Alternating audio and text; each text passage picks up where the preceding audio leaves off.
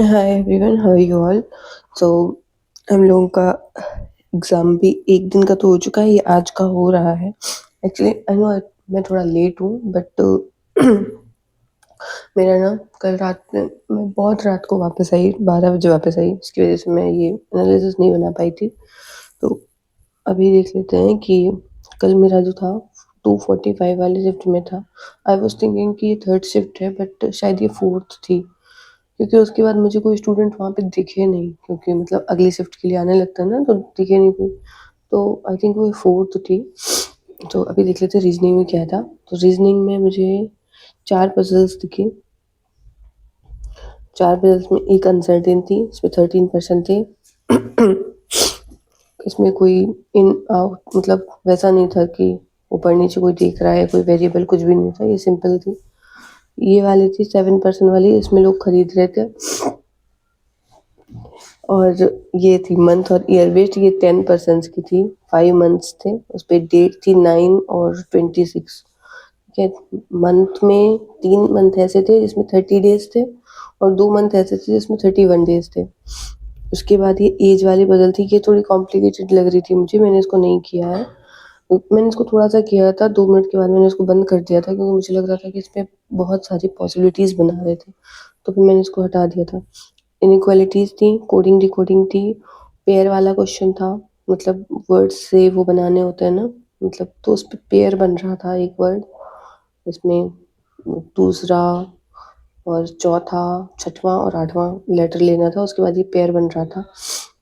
और वो वाले काउंटिंग वाले क्वेश्चन थे, तो उसमें था, उसपे एक वो था, नंबर था, उसकी काउंटिंग करके बताना था इसके आगे पीछे कितने हैं, तो उसमें मेरा तो शायद मोर देन 3 आ रहा था। हाँ, तो अब और एक और क्वेश्चन था जिसमें वोवेल्स को चेंज करना था, कॉन्सोनेंट को चेंज करना था, देन उसके बाद वर्ड्स बताने थे, तो वो वाला भी क्वेश्चन था। कोडिंग डिकोडिंग थी, इनइक्वालिटी थी, ये था ओवरऑल। पज़ल अच्छी थी, मतलब पॉसिबिलिटी बन रही थी इनमें। ये मंथ ईयर वाली बेस्ड ये वाली जो पज़ल थी ये ईज़ी थी, अनसर्टेन वाली भी ईज़ी थी। पर ये वाली पज़ल मेरी बन तो गई थी, लास्ट के 2 ढाई मिनट बचे थे तब मैंने इसको उठाया था। बन तो गई थी लेकिन मैं इसके साथ 1 या 2 क्वेश्चन ही टिक कर पाई हूँ, पूरे क्वेश्चन मैं इसके टिक भी नहीं कर पाई। तो ये हो गया रीजनिंग का। अभी कॉन्ट्स पे चलते हैं। कॉन्ट्स में अप्रोक्सीमेशन थी, क्वाड्रेटिक थी, ठीक है, सिंपल सिंपल ही थी। उसके बाद 2 डीआई, एक बार और एक टेबल। तो ये वाली जो बार वाली डीआई थी ना, वो ऐसे थी, मतलब ये वाला जो डेटा है ये बार पे दिया हुआ था, ऐसे करके ये बनाया हुआ था बार, नहीं ये वाला नहीं, जिसमें लाइन्स रहती हैं वैसे लाइन्स, तो उस पे ये करके ऐसे बनाया हुआ था। उसके बाद नीचे नोट्स दे रखे थे, उसमें ना ये था कि ये जैकेट का था और ये ट्राउज़र का था।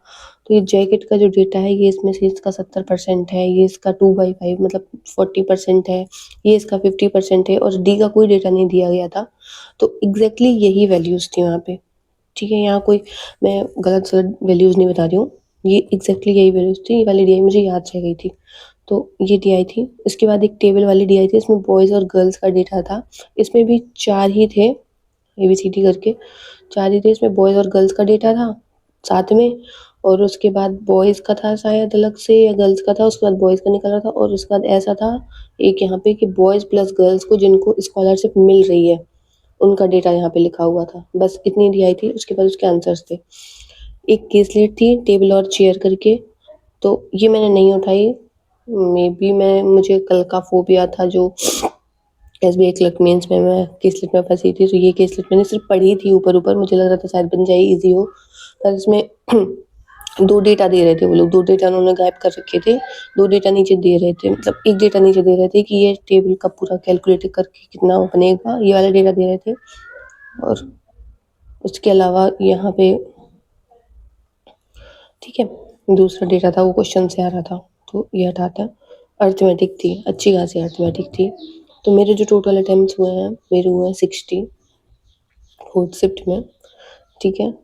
यहाँ पे मेरे हुए हैं 28 और यहाँ पे हुए हैं मेरे 32, ठीक है, रीजनिंग में। तो मेरे हुए हैं 60 और मैंने कोशिश करी कि मैं 100% एक्यूरेसी रखूँ। Yes, that's all about the exam.